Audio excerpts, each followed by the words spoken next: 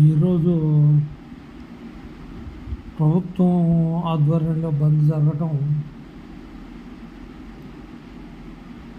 నిజంగా ఇది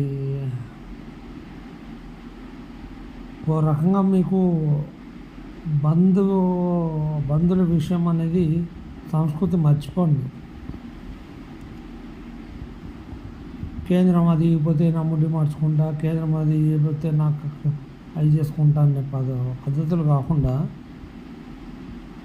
assembly BC సంఘాల సమస్యల గురించి, కుల సంఘాల సమస్యల గురించి ప్రభుత్వం ఇప్పుడు తీసుకురావాల్సిన అవసరం ఉంది.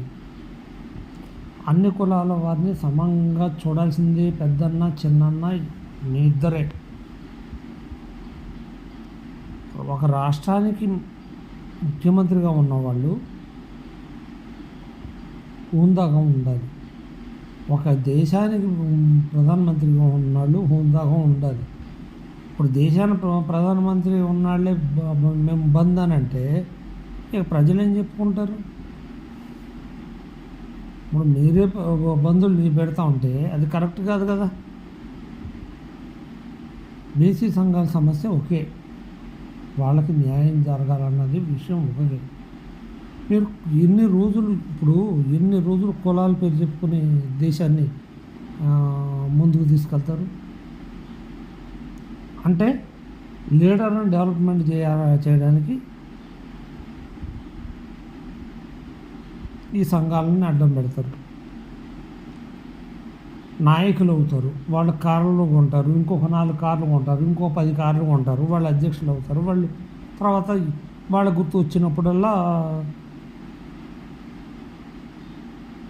రిజర్వేషన్ కావాలంటారు. అది ఓసీ కానీ బీసీ కానీ ఎవరైనా సరే.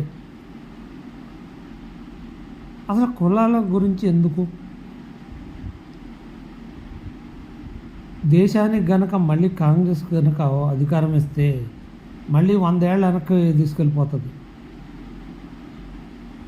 ముందుకు ఎలా వెళ్ళాలని మనం ప్లాన్ చేసుకోవాలి. కానీ ఇప్పుడు మీకున్న సమస్యలు ఇయేనా?